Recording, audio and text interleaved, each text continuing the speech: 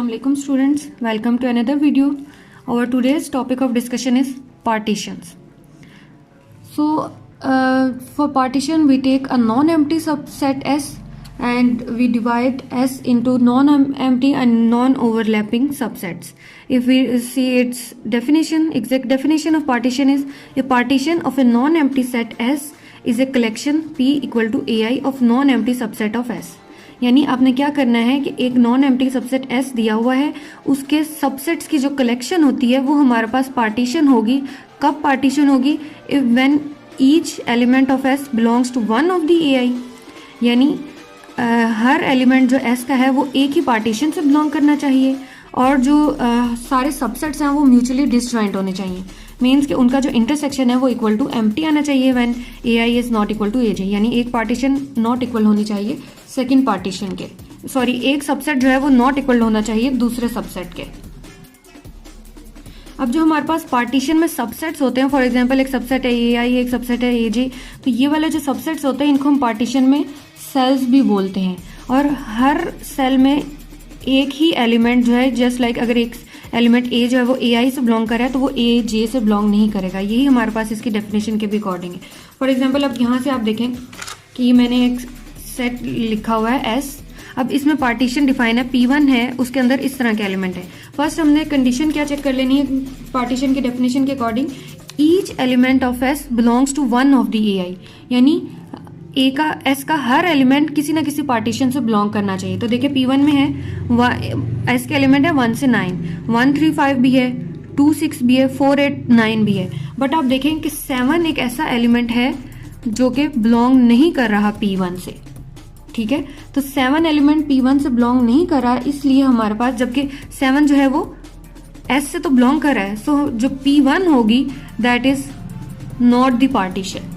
क्योंकि first condition इस fail होगी, हमें सेकंड पे मूव करने की जरूरत ही नहीं, सेकंड चेक ही नहीं करनी.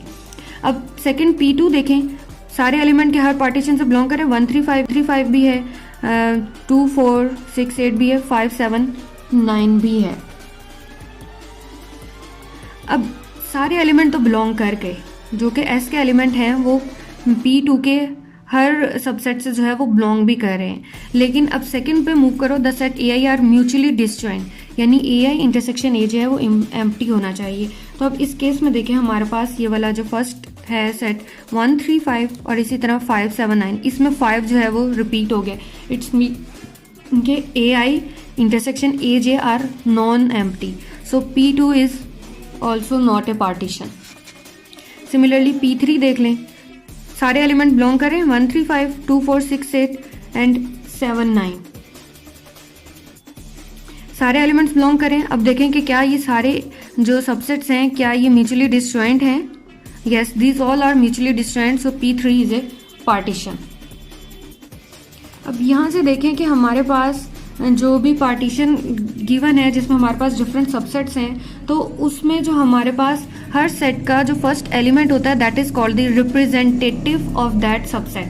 फॉर एग्जांपल कि अगर हमारे पास ये P1 है तो P1 में हमारे पास 1 जो है ये बिलोंग कर रहा है, सपोज ये फर्स्ट सबसेट है A1 से, और फिर 2 जो है वो बिलोंग कर रहा है A2 से. एंड पार्टीशन की बात हो रही है ना, तो ये P3 को ले लें क्योंकि P3 पार्टीशन है. तो 1 बिलोंग कर रहा है A1 से, 2 बिलोंग कर रहा है A2 से, सिमिलरली जो है 7 बिलोंग कर रहा है A3 से. तो ये 1 2 7 जो है these are called the representatives. और इनका जो हमारे पास सपोज एक हम सेट जनरेट करते हैं जिसके अंदर हमारे पास ये रिप्रेजेंटेटिव्स होते हैं, उस सेट को हम बोलते हैं सिस्टम ऑफ रिप्रेजेंटेटिव्स. ठीक है, यानी जिसके अंदर हमारे पास सारे रिप्रेजेंटेटिव्स होते हैं.